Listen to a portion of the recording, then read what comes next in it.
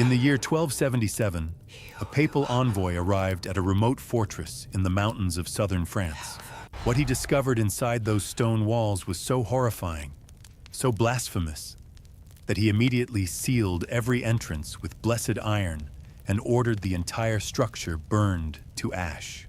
But before the flames consumed everything, he confiscated a single manuscript, a document that would remain locked in the Vatican's secret archives for the next 700 years. That manuscript contained the names, rituals, and true purpose of an order that officially never existed: the Black Knights. While Europe celebrated the glory of the Templars and chronicled the deeds of the Hospitallers, another brotherhood operated in absolute darkness. They wore no white crosses, built no grand cathedrals, and left no records in official histories.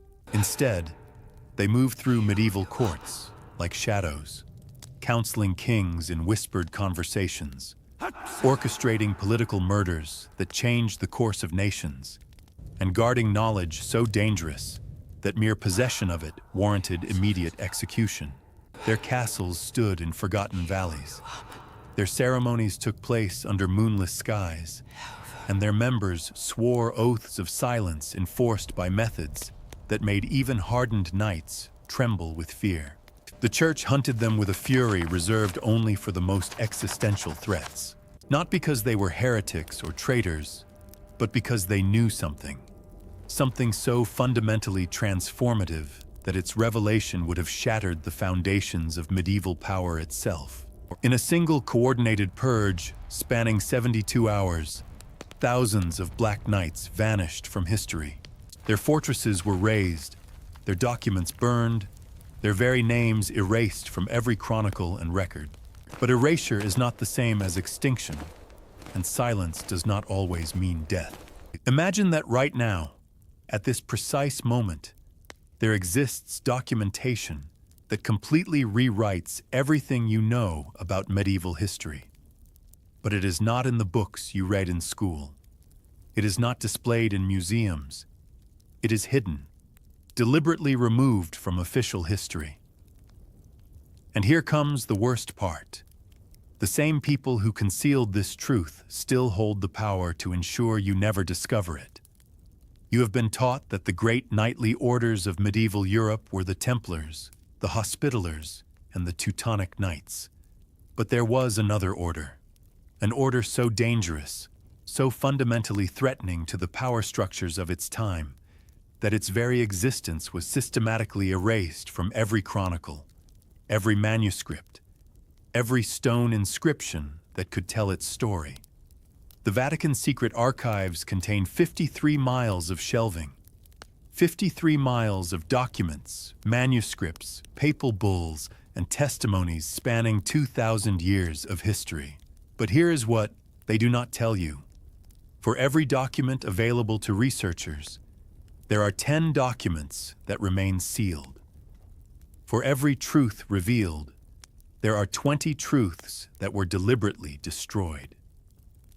And among those destroyed truths lies the complete history of the Black Knights, an order that officially never existed. In the year 1798, when Napoleon's forces invaded Rome and confiscated portions of the papal archives, French scholars discovered references to a knightly order that appeared in no historical record. The documents were immediately reclaimed by the Vatican under the pretext of protecting religious artifacts. 3 of the French scholars who read those documents died under mysterious circumstances within 6 months. The 4th went mad and spent his final years in an asylum, screaming about knights dressed in shadow who served a truth too terrible to speak. You believe you understand medieval power structures. You believe the historical narrative taught in universities accurately represents what happened during the Middle Ages. But what if the entire framework of medieval history, the wars, the Crusades, the rise and fall of dynasties, was actually orchestrated by forces operating completely outside official records?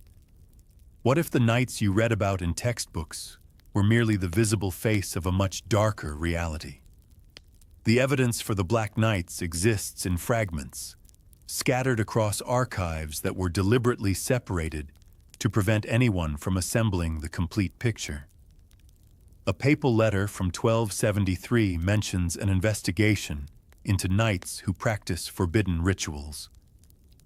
A French royal decree from 1281 orders the confiscation of properties belonging to a brotherhood that is never named. A testimony from the Inquisition in 1314 describes a prisoner who confessed to serving an order that wore no insignia and answered to no earthly authority. These fragments mean nothing in isolation, but when assembled, they reveal a pattern so disturbing that the Church spent 3 centuries ensuring these documents would never be connected. The pattern shows an order that existed parallel to official knightly brotherhoods, recruiting from their ranks but operating under absolute secrecy. The pattern shows an organization with resources that dwarfed even the Templars at their peak. The pattern shows a network of fortresses, rituals, and political influence that extended from Scotland to Jerusalem, from Spain to Constantinople. And the pattern shows something else: a systematic campaign to destroy every trace of this order's existence, coordinated across multiple kingdoms and lasting nearly a century. The first modern scholar to seriously investigate the Black Knights was Father Antonio Moretti, a Vatican archivist who spent 43 years cataloging medieval manuscripts. In 1956, while examining documents related to the suppression of the Templars, Moretti discovered a series of letters that referenced another purge, one that occurred 30 years before the Templar persecution. The letters described a coordinated operation involving the papacy, the French crown, and several other European monarchies.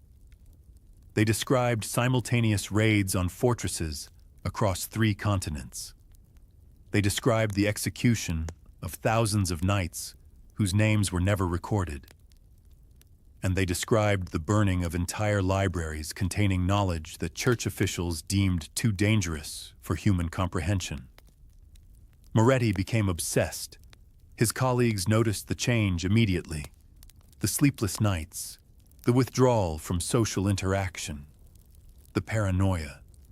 He began making copies of documents and hiding them in his personal quarters.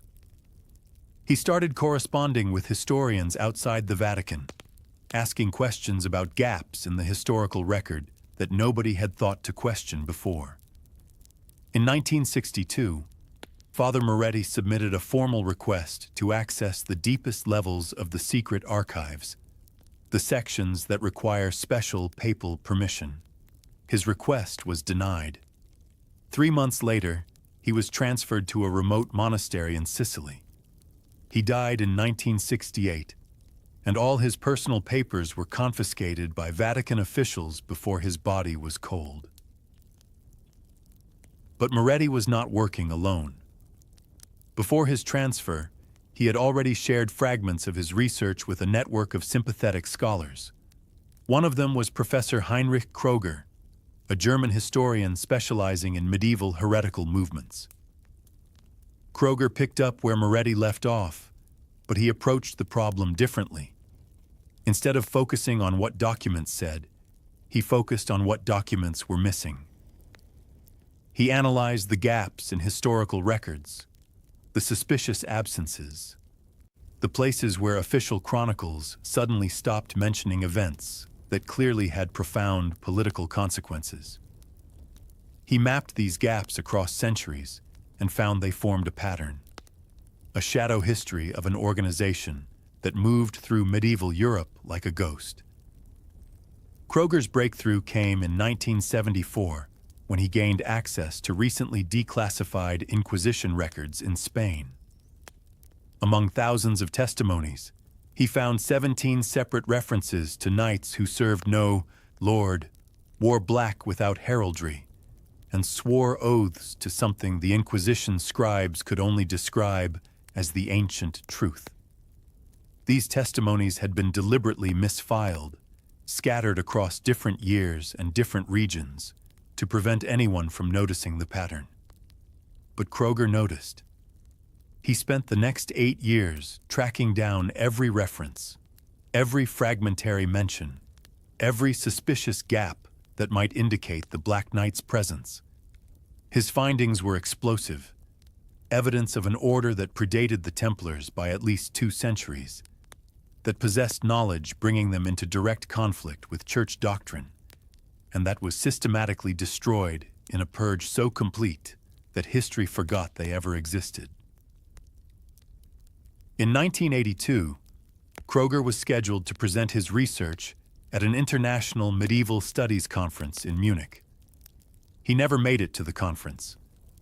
His hotel room was found empty, his research materials gone, and the only trace of his work was a single handwritten note that read, "They are still watching."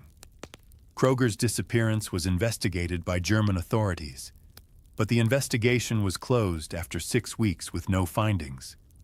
His university position was quietly filled. His published works remained in circulation, but they contained no mention of the Black Knights. Everything related to his final research had vanished as completely as the order itself. You are starting to see the pattern now. Every scholar who got close to the truth about the Black Knights experienced the same sequence of events: discovery, obsession, interference, and erasure. The documentation exists. The evidence is real, but accessing it comes at a cost that few are willing to pay. Because this is not just about uncovering lost history. This is about threatening power structures that have remained stable for 8 centuries precisely because this history stayed lost. The truth about the Black Knights is not merely an academic curiosity. It is a key that unlocks doors the powerful desperately need to keep closed. So what were the Black Knights? What did they know that made their complete annihilation necessary? What knowledge did they protect that justified a purge spanning 3 continents and nearly a century? The answers are buried in 53 miles of archives, scattered across deliberately separated collections, encoded in documents that were never meant to survive. But fragments remain. And when you assemble those fragments, when you connect the gaps in the historical record, when you read between the lines of official chronicles, a terrifying picture emerges. A picture of an order that discovered something so fundamental, so transformative, that allowing them to exist would have meant the collapse of medieval power itself. And that discovery, that terrible knowledge, is why you have never heard their name until now. The Knights Templar were founded in the year 1118. This is historical fact. Officially recognized, documented in papal bulls, recorded in multiple chronicles across Europe. 9 knights took vows to protect Christian pilgrims traveling to the Holy Land, and from that humble beginning rose one of the most powerful organizations in medieval history. But here is what they do not teach you. Those 9 knights were not the first. They were not even the original. They were the public face of something that already existed, something that had been operating in absolute secrecy for at least 2 centuries before the first Templar ever set foot in Jerusalem. In 1987, a construction crew working on renovations beneath a church in southern France discovered a sealed chamber. The chamber had been deliberately hidden, its entrance bricked up and plastered over sometime in the 13th century. Inside, archaeologists found the remains of 7 knights buried in full armor. But this armor predated any known knightly order by nearly 300 years. The metallurgical analysis was conclusive. The steel composition, the forging techniques, the design of the armor itself, all of it dated to the late 9th century. These knights had been buried with full military honors in a Christian church, yet they belonged to no order that appeared in any historical record. Their shields bore no heraldic devices. Their swords were inscribed with symbols that matched no known Christian iconography. And beneath their bodies, archaeologists found something even more disturbing. A stone tablet with text in a language that took specialists 4 years to partially translate. The tablet told a story that made no sense according to official history. It described an organization of warriors sworn to protect a truth that predated Christianity itself. It mentioned rituals performed in ancient sites across Europe, knowledge preserved from civilizations that the medieval church claimed were pagan and barbaric. It referenced a network of fortresses built on locations that held spiritual significance long before any Christian set foot in Europe. And it spoke of a coming persecution, of a time when the guardians of this knowledge would need to hide in plain sight, to create a public organization that could operate while the true order continued its work in darkness. The archaeological team that made this discovery published a preliminary report describing the find as evidence of a previously unknown knightly order. Within 3 months, the site was sealed by order of the French Ministry of Culture. The lead archaeologist, Dr. Marie Devereaux, was reassigned to a desk job cataloging pottery shards. The preliminary report was never followed up, and all photographs of the tomb and its contents mysteriously disappeared from the Archaeological Institute's archives. But Dr. Devereaux had made copies. She spent the next 15 years quietly researching similar finds across Europe, and what she discovered was a pattern that should have rewritten medieval history. In Scotland, graves of armored warriors from the 10th century. In Spain, fortifications that carbon dating placed 200 years earlier than their supposed construction. In Germany, manuscript fragments describing knightly rituals that predated the Crusades by 3 generations. In each case, the evidence pointed to an organized military brotherhood operating across Western Europe long before the official formation of the Templars, Hospitallers, or any other recognized order. And in each case, the evidence had been systematically minimized, misfiled, or explained away by academic consensus. The problem with Dr. Devereaux's research was that it implied something impossible. It implied coordinated organization across multiple kingdoms during a period when Europe was supposedly fragmented into isolated feudal territories. It implied architectural and metallurgical knowledge that should not have existed. It implied a continuity of purpose spanning centuries, which required a level of institutional memory that the medieval church claimed was impossible outside its own walls. Most disturbingly, it implied that the great knightly orders of the Crusades were not spontaneous religious movements, but rather the public emergence of something that had been preparing in secret for generations. This was not a theory that academic institutions were willing to entertain. This was heresy against the entire framework of medieval historiography. The origins of the Black Knights, according to the fragmentary evidence that survives, trace back to the collapse of the Carolingian Empire in the late 9th century. When Charlemagne's grandson, Louis the German, died in the year 876, his vast kingdom fractured into competing territories. The official narrative describes this as a period of chaos, of Viking raids and feudal warfare, of civilization barely holding on against barbarism. But buried in the chronicles of this period are references to something else. Warrior brotherhoods operating with a level of coordination that should not have been possible.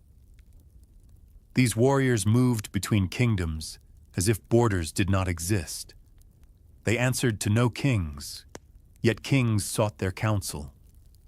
They built fortifications in strategic locations that would become crucial military sites for centuries to come. And they collected knowledge, ancient texts, astronomical calculations, architectural techniques that the Church claimed had been lost with the fall of Rome.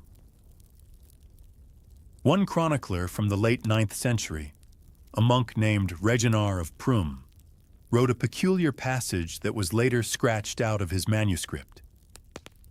The scratched-out section was recovered through modern imaging technology in 2003. It described a meeting between Louis the Younger and a group of knights who wore no identifying marks. According to Reginar, these knights presented the king with a prophecy that within 2 centuries, a great confrontation would come between those who held ancient knowledge and those who sought to control all knowledge through divine authority.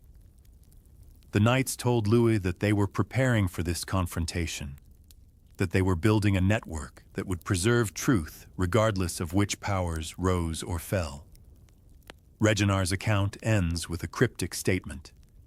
They called themselves the guardians of the threshold, the knights of the ancient covenant, the brotherhood of the Black Sun. The Black Sun. This symbol appears repeatedly in connection with the Black Knights, though its meaning has been deliberately obscured. It shows up carved into the foundations of fortresses that predate the Crusades. It appears in manuscript margins where scribes doodled while copying texts. It was found etched into the pommel of a sword, discovered in a tomb in Burgundy, carbon dated to the year 920. The symbol is always the same, a circle with rays extending inward rather than outward, as if light were being drawn into darkness rather than emanating from it. Church authorities associated this symbol with heresy, with sun worship, with pagan practices that Christianity had supposedly stamped out. But the symbol kept appearing, kept showing up in places where it should not exist, carried by knights who served no earthly master.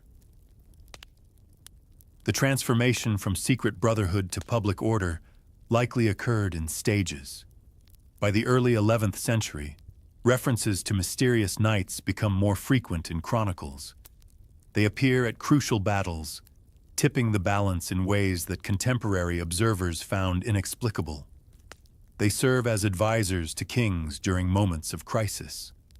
They fund the construction of cathedrals and monasteries in locations that align with much older sacred sites. And then, in 1118, 9 knights appear in Jerusalem and receive official recognition from the King of Jerusalem and papal blessing from Rome.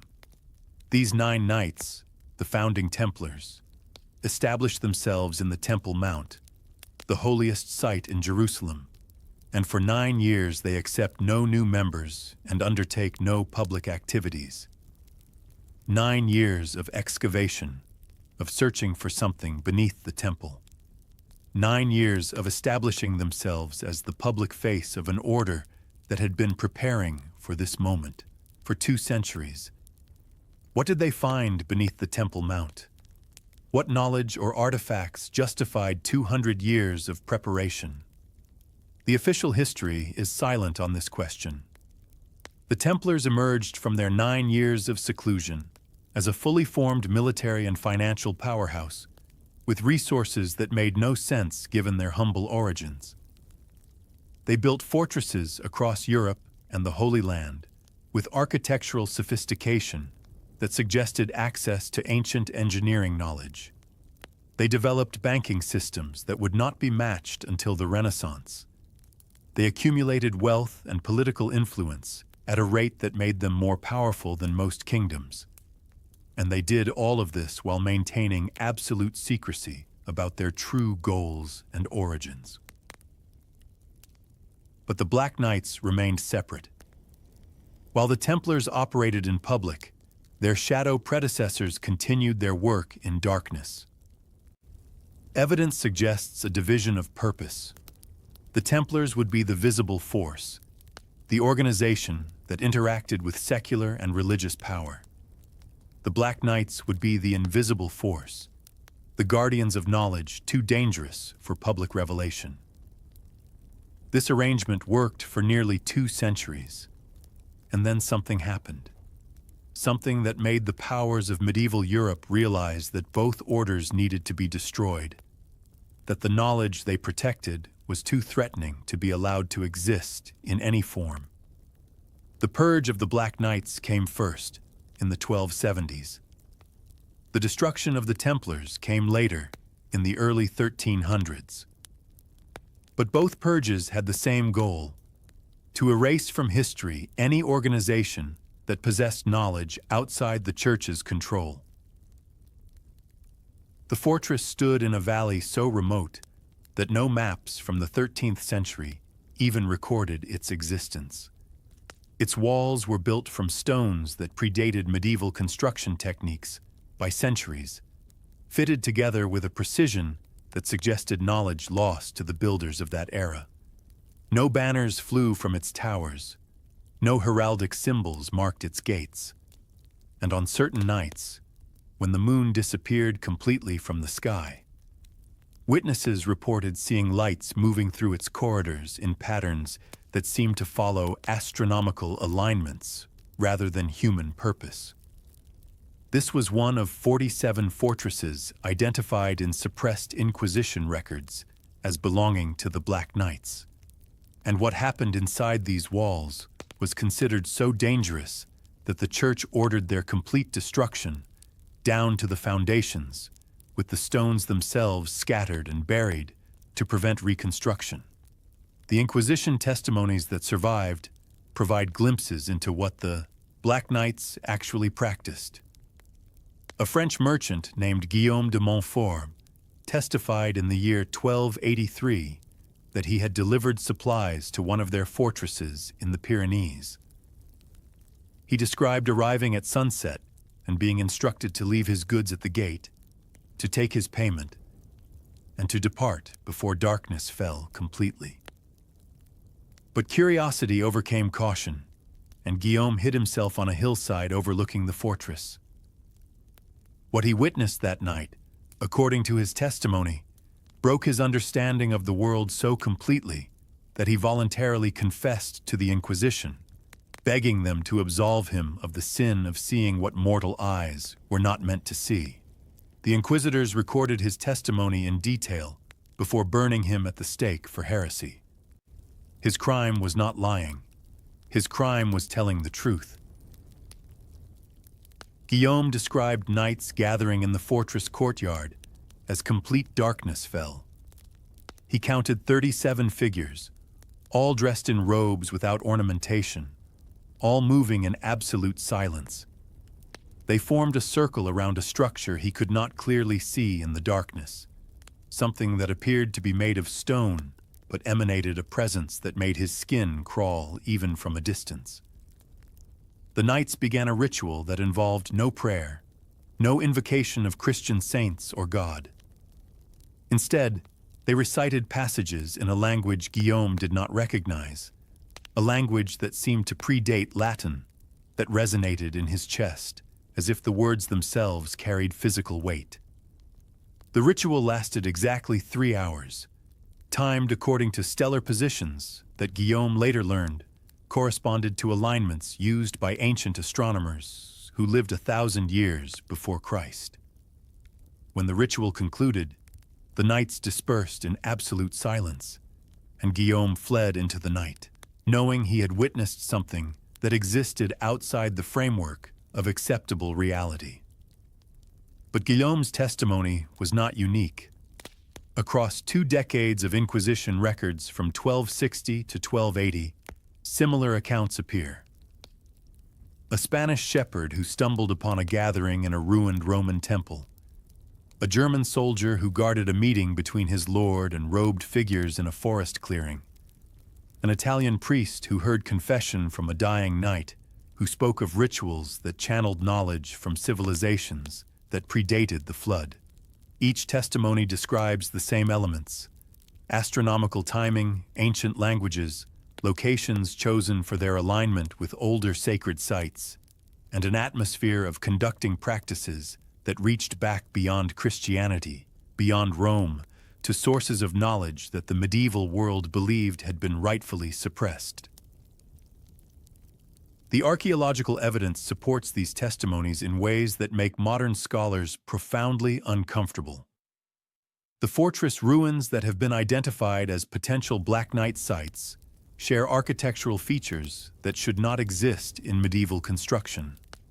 Foundation stones aligned to astronomical events, with precision requiring advanced mathematical knowledge. Underground chambers designed with acoustic properties that amplify specific sound frequencies. Carved symbols in chamber walls that match Phoenician, Egyptian, and even older proto-writing systems. These are not the features of typical medieval fortresses. These are the features of structures built to facilitate practices that drew on knowledge spanning millennia. Knowledge that the Church had declared lost or forbidden. The most detailed account of Black Knight rituals comes from a manuscript discovered in 1991 in a private collection in Belgium. The manuscript, written in Latin but containing extensive passages in other languages, appears to be a training manual for initiates into the order. It describes a progression of ceremonies, each designed to expand the initiate's consciousness and connect them to what the text calls the ancient continuity. The first ritual involves spending 3 days in complete darkness and silence, a practice designed to break dependence on physical senses and open awareness to subtler perceptions. The second ritual requires the initiate to visit 12 specific locations across Europe, locations that correspond to sites that were sacred to pre-Christian cultures. At each location, the initiate must perform specific observations and record astronomical data, building a map of how these ancient sites connect to celestial movements. The third ritual, according to the manuscript, is the one that separates those who can proceed from those who cannot. It involves a ceremony conducted in a chamber beneath one of the order's fortresses, a ceremony that the manuscript describes only in metaphorical terms. The initiate enters the chamber at midnight during a moonless night. They remain in absolute darkness for 12 hours, during which time they are exposed to sounds, frequencies, and what the text cryptically calls the resonance of the threshold. Those who emerge from this experience intact become full members of the order. Those who do not emerge intact either leave the order entirely or, in cases the manuscript describes as tragic, lose their ability to function in normal society. The manuscript emphasizes repeatedly that this ritual is not symbolic. It is not a test of faith or courage. It is an actual transformation, a rewiring of consciousness that allows the initiate to perceive and process information in ways that normal human awareness cannot access. The Church's response to these practices was absolute horror. To medieval theologians, the idea that human consciousness could be deliberately altered through non-Christian means was heresy of the highest order. The idea that knowledge from pre-Christian civilizations could be valid, that it could be systematically preserved and practiced, threatened the entire foundation of church authority. Christianity's power rested on the claim that it represented a fundamental break from pagan darkness, that the pre-Christian world was barbarism and error, and that salvation came only through acceptance of Christian doctrine. The Black Knights represented a direct challenge to this narrative. They claimed continuity with ancient knowledge traditions. They practiced techniques that produced results without invoking Christian theology. They suggested that truth existed independent of revelation, that consciousness could be expanded through deliberate practice rather than divine grace. This was not merely theological disagreement. This was existential threat.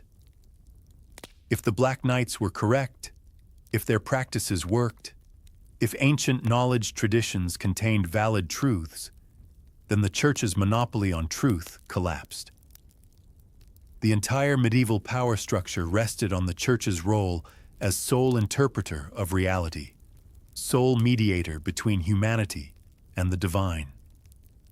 An order that operated outside this framework, that produced results through different means, that traced its legitimacy to sources older than Christianity itself. Such an order could not be tolerated.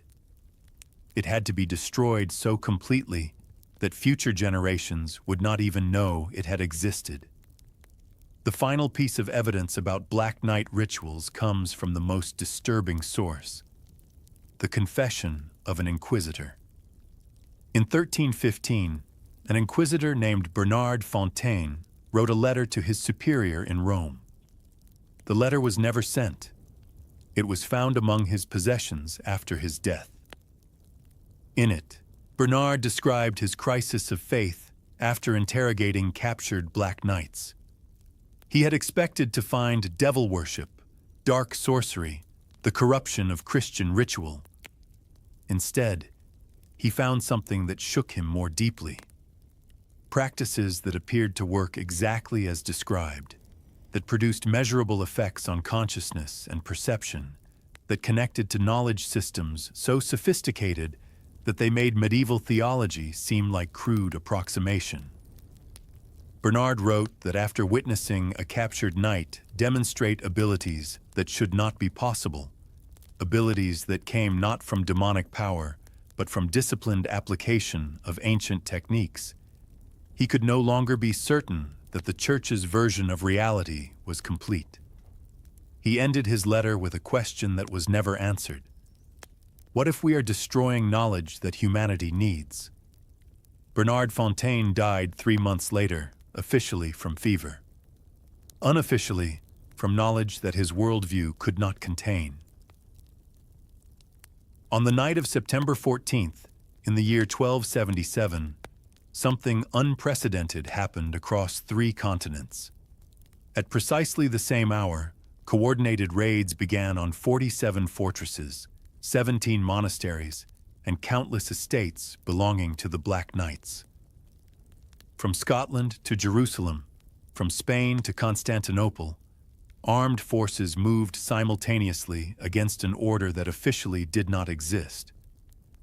The coordination required for this operation was staggering, impossible according to the communication technology of the 13th century. Yet it happened. And by the morning of September 17th, 72 hours later, the Black Knights had been completely erased from operational existence. Not arrested, not tried. Erased. The evidence for this coordinated purge exists in fragments that were never meant to be connected. A papal letter dated September 10th instructs bishops across Europe to prepare for an urgent operation requiring absolute secrecy. A papal letter dated September 10th instructs bishops across Europe to prepare for an urgent operation requiring absolute secrecy. A French royal decree from September 12th orders the mobilization of troops to undisclosed locations. Spanish records show sudden movements of Inquisition officials toward border regions. English chronicles mention mysterious military preparations that began without explanation and ended without official record. Each fragment means nothing in isolation. But assembled together, they reveal a conspiracy of cosmic proportions, a coordinated effort involving every major power in medieval Europe to eliminate an organization in a single coordinated strike. The planning must have taken years. You cannot coordinate simultaneous military operations across 3 continents without extensive preparation, without networks of spies identifying targets, without detailed intelligence about fortress layouts and defensive capabilities. Someone had been systematically mapping the Black Knights' locations, counting their numbers, assessing their resources. Someone had been waiting for the perfect moment to strike, the moment when all targets could be hit before any warning could spread. The level of organization required suggests that the planning began decades before the actual purge, that powerful forces had been watching the Black Knights for generations, building the intelligence and political alliances necessary for total elimination. But who gave the order? Who had the authority to coordinate kings, popes, and military commanders across multiple kingdoms? The official records are deliberately silent on this question. No single document identifies the architect of the purge. No chronicle names the person who decided that the Black Knights needed to be destroyed completely. But the logistics of the operation point to someone with access to the highest levels of power across multiple realms. Someone who could compel cooperation from normally competing factions. The most likely candidate is Pope John the 21st, who died mysteriously on September 20th, just 3 days after the purge concluded. His death was officially attributed to a ceiling collapse in his personal chambers. No investigation was conducted. His successor was elected with unusual speed, and all records of his final weeks in office vanished from Vatican archives. The actual raids followed an identical pattern at every location. Armed forces surrounded the target fortress or monastery before dawn. They waited until the first light of day, then attacked with overwhelming force. The defenders were given no opportunity to surrender. No prisoners were taken alive, except for a handful who were immediately transferred to Inquisition custody. The bodies of the dead were burned on sight, their ashes scattered. The fortresses themselves were systematically demolished, stone by stone, with particular attention paid to underground chambers and hidden archives. Documents were collected and burned in massive pyres that witnesses reported burned for days. Anything that could tell the story of the Black Knights was destroyed with methodical thoroughness. A Spanish nobleman named Rodrigo de Castilla witnessed one of these raids. He had been traveling near a fortress in the mountains when he saw armed forces approaching at dawn. Curiosity led him to observe from a concealed position, and what he saw disturbed him so deeply that he recorded it in his personal diary, a diary that survived hidden in his family's archives until the 20th century. Rodrigo described the fortress defenders fighting with desperate courage, outnumbered 10-1, but refusing to yield. He described the systematic slaughter that followed the breach of the walls, the way attackers moved through the fortress, killing everyone they found, showing no mercy even to those who appeared to be servants or craftsmen rather than knights.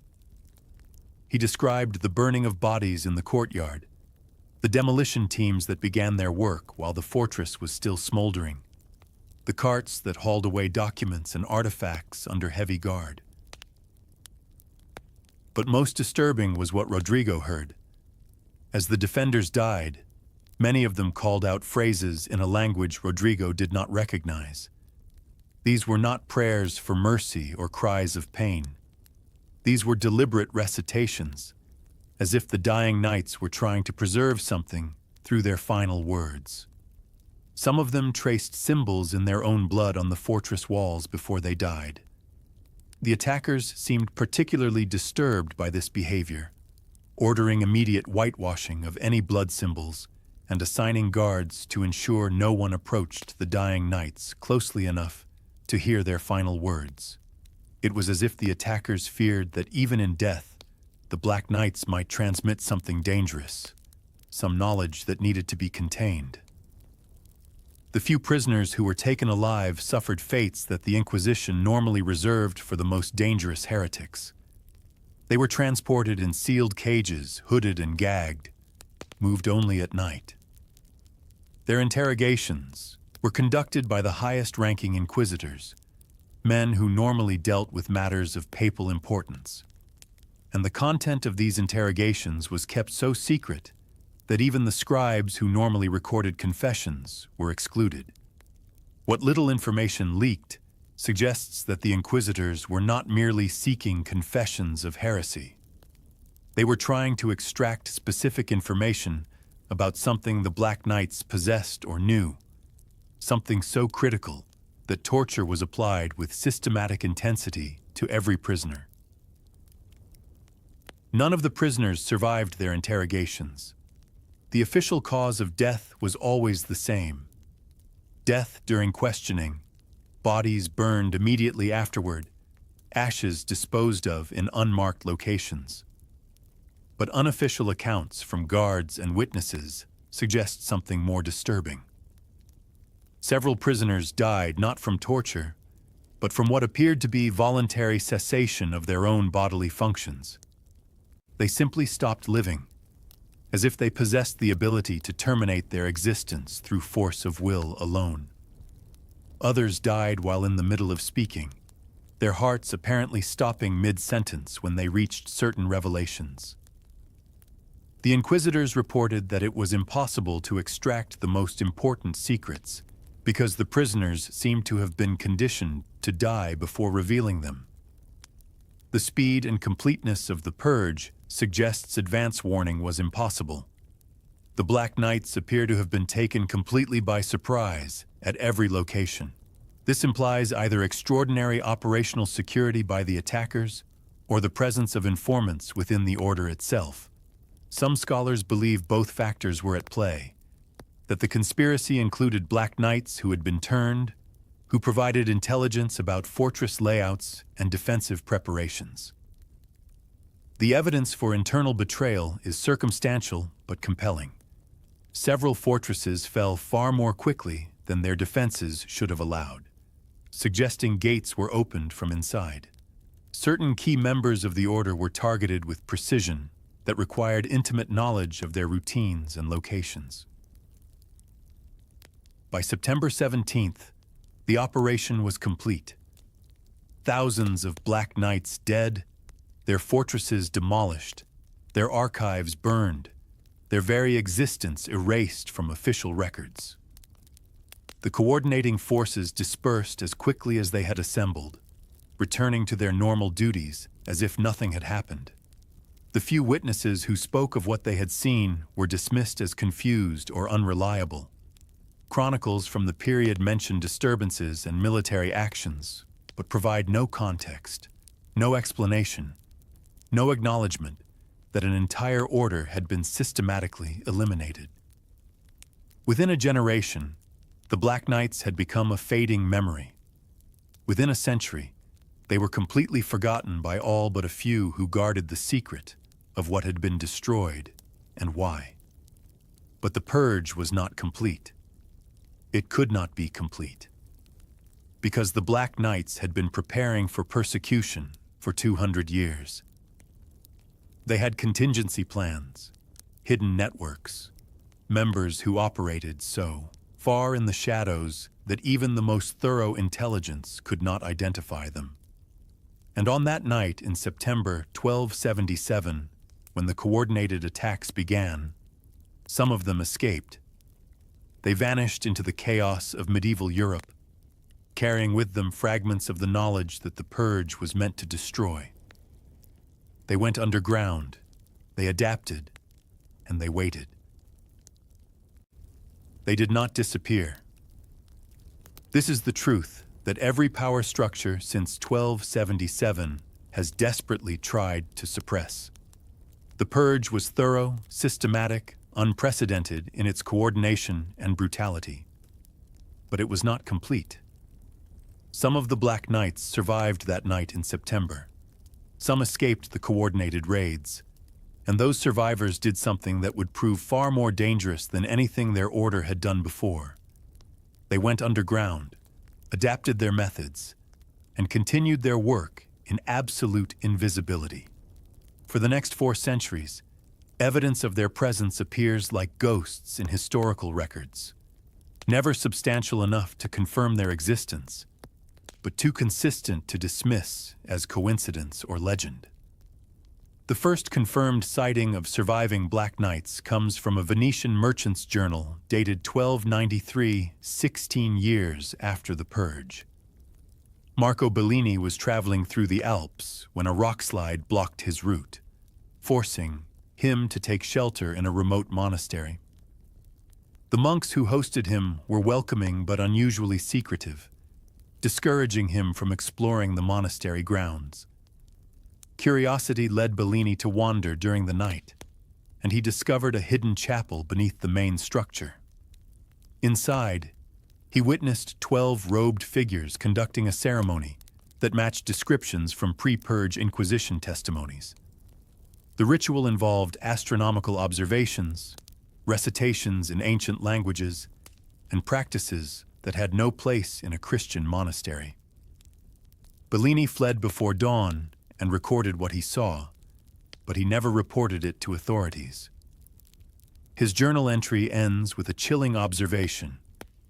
"They knew I was watching, and they let me live because I was meant to witness and remember." Throughout the 14th century, similar accounts appear in scattered records across Europe.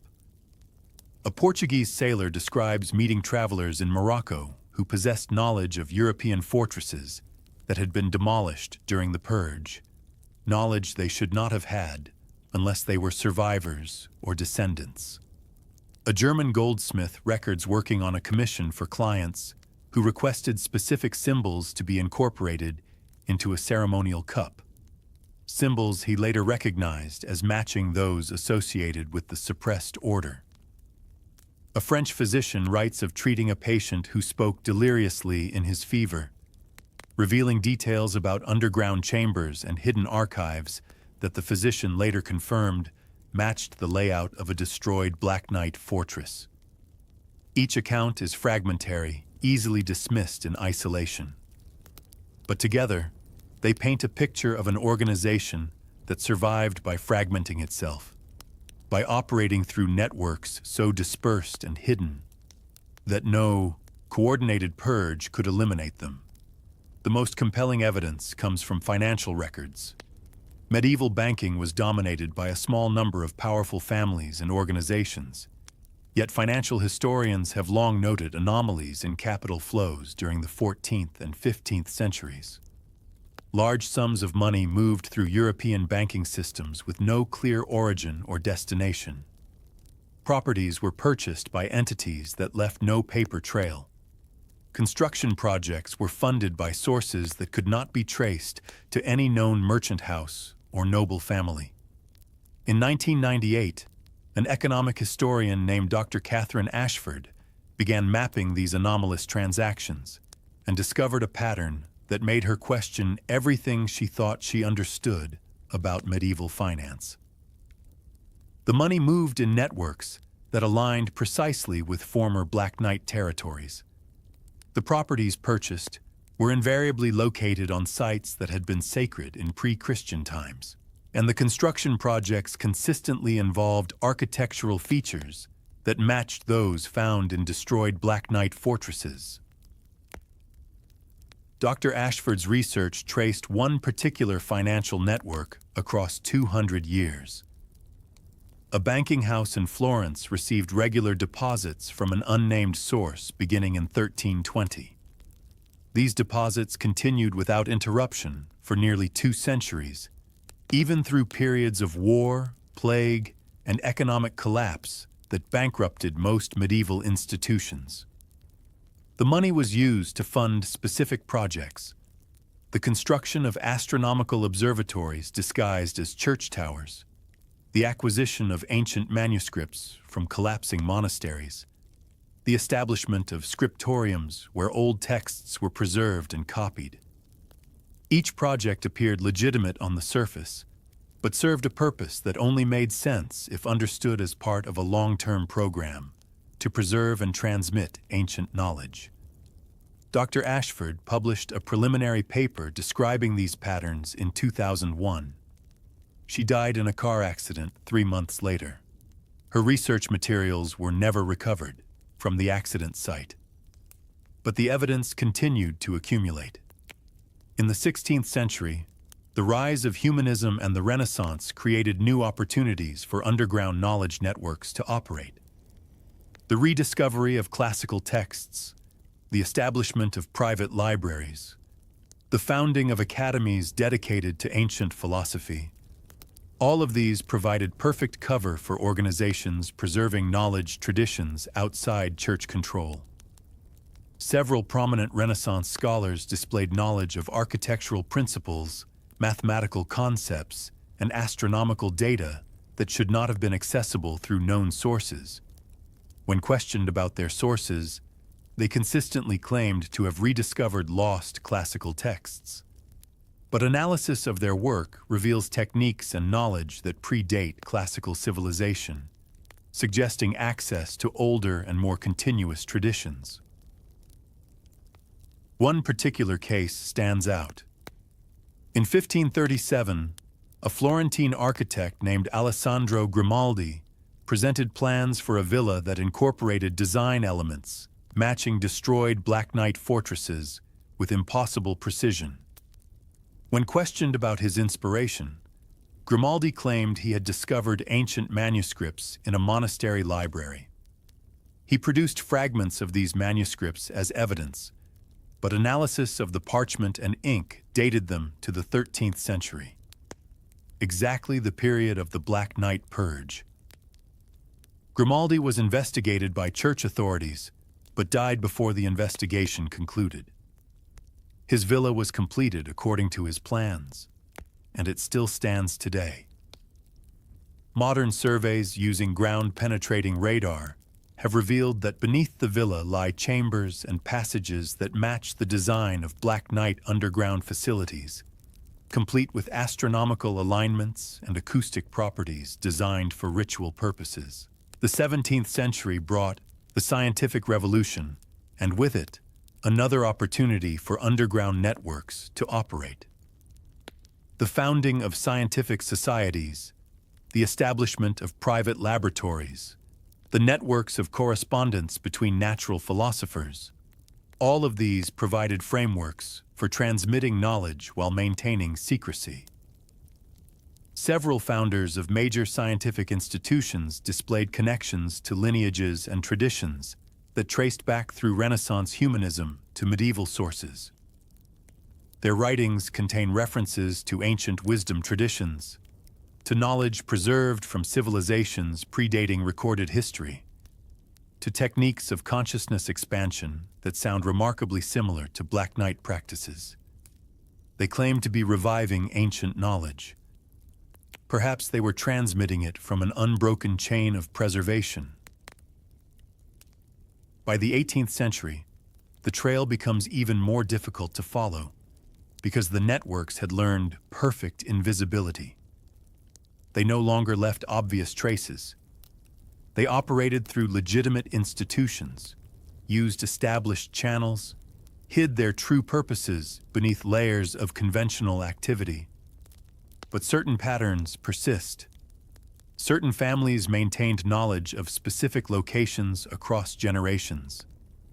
Certain libraries preserved unusual collections of manuscripts.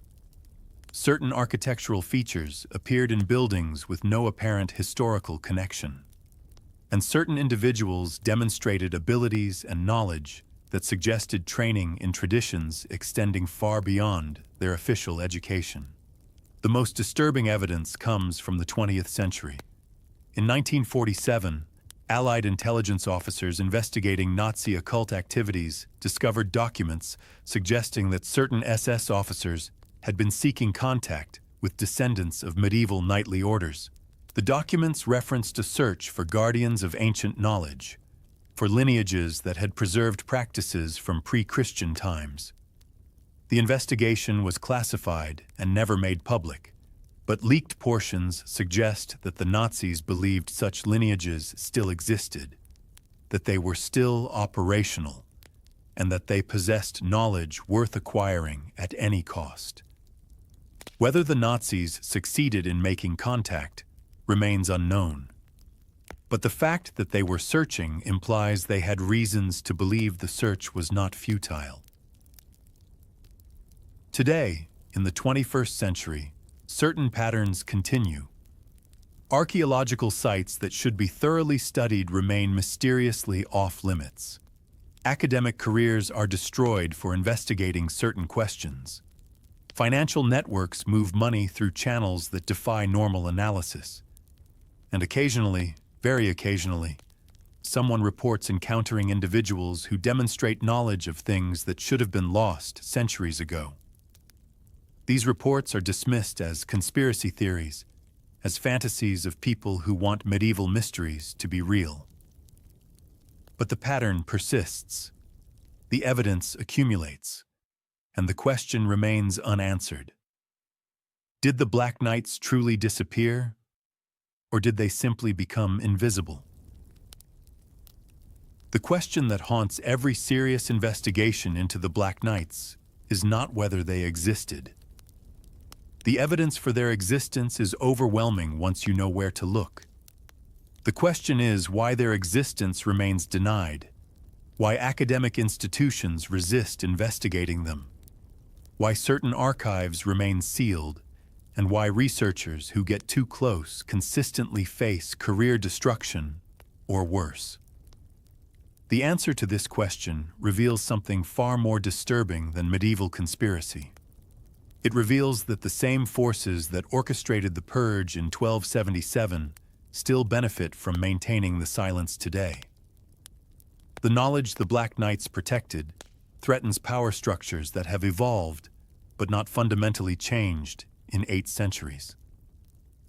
What did the Black Knights actually know? What information was so dangerous that it justified genocide, that required the coordinated efforts of every major power in medieval Europe to suppress? The fragmentary evidence points to something that would have collapsed the entire foundation of medieval society. Proof that human civilization is far older than official history acknowledges, that advanced knowledge existed in prehistoric times, that this knowledge was systematically preserved through secret lineages, and that accessing this knowledge through specific practices produces measurable effects on consciousness and reality. This was not abstract philosophy. This was practical technique, replicable methodology, knowledge that worked regardless of belief system. And that made it intolerable to institutions whose power rested on monopolizing access to truth. The medieval church's authority depended on a specific narrative: that human history began with creation approximately 6,000 years ago, that civilization began with the ancient Near Eastern kingdoms described in the Bible, that everything before Christianity was darkness and error, and that salvation came only through church doctrine. The Black Knights possessed evidence that contradicted every element of this narrative. They had astronomical records suggesting continuous observation spanning tens of thousands of years. They had architectural knowledge that implied sophisticated civilizations existed long before the supposed dawn of history. They had techniques for altering consciousness that produced results without requiring Christian theology. And most dangerously, they had proof that these knowledge traditions had been deliberately suppressed, that the church itself knew the official narrative was incomplete, and that the suppression was motivated by power rather than truth. Imagine what would have happened if this information had become public in the 13th century. The church's claim to absolute authority would have collapsed. Kings who ruled by divine right would have lost their legitimacy. The entire social order, which depended on unquestioned acceptance of official narratives, would have fractured. The Black Knights did not need to actively rebel against medieval power structures. Their mere existence, their possession of alternative knowledge traditions, was rebellion enough. They proved that truth could exist outside institutional control, and that made them more dangerous than any military threat. But why does this suppression continue today? Medieval power structures have long since collapsed. The Church no longer controls European politics. Scientific institutions have replaced religious authority as arbiters of truth. Yet the pattern of suppression continues with remarkable consistency. Archaeological sites that might provide evidence of advanced prehistoric civilizations remain unexplored or explained away. Academic careers are destroyed for questioning the timeline of human development. Research that suggests ancient knowledge traditions might contain valid insights is dismissed without serious investigation. The mechanisms have changed, but the goal remains the same: prevent any narrative that challenges the fundamental assumptions on which current power structures rest. Modern power does not rest on religious authority. It rests on institutional monopolies over knowledge, education, and the definition of legitimate expertise. Universities determine what questions can be asked. Academic journals determine what answers can be published. Funding agencies determine what research can be conducted. And all of these institutions share a common interest: maintaining the narrative that human knowledge progresses linearly, that ancient peoples were primitive, that modern institutions represent the pinnacle of human achievement, and that truth can only be accessed through official channels. Any evidence suggesting that ancient civilizations possessed knowledge we have lost, that alternative methods of investigating reality might be valid, that institutional monopolies on truth are historically contingent rather than necessary. Such evidence threatens the legitimacy of every institution that benefits from the current system. The suppression operates through mechanisms more subtle than medieval persecution, but equally effective. Researchers who investigate forbidden topics find their funding withdrawn, their papers rejected, their reputations systematically destroyed through whisper campaigns and professional isolation. Archaeological sites that might yield uncomfortable evidence are declared off-limits for spurious reasons or excavated by teams committed to conventional interpretations. Evidence that contradicts official narratives is explained away through increasingly convoluted theories rather than acknowledged as requiring paradigm revision. And anyone who points out these patterns is dismissed as a conspiracy theorist, their legitimate questions weaponized to discredit them. The case of Dr. Robert Schumann illustrates this perfectly. In 2007, Schumann was a respected archaeologist working on Neolithic sites in Turkey. He discovered evidence of astronomical alignments in structures carbon dated to 9,000 years before present. Alignments requiring mathematical knowledge that should not have existed according to conventional timelines. His initial papers were accepted by peer-reviewed journals. But when he began suggesting these findings implied continuous knowledge traditions spanning millennia, the response changed. His funding was cut. His university position was terminated.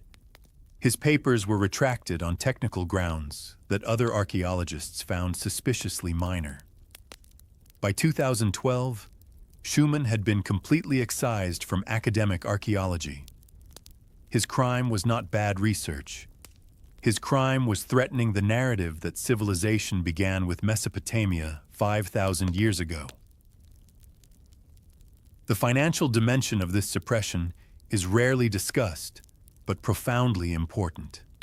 Modern academic institutions depend on funding from sources that benefit from conventional narratives. Pharmaceutical companies fund medical research. Energy corporations fund geological studies. Government agencies fund historical research that supports national narratives. None of these entities have any interest in funding research that might undermine the legitimacy of current power structures.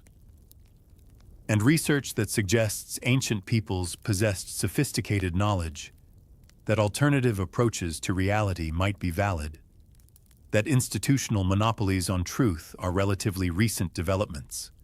Such research threatens everyone who benefits from the current arrangement.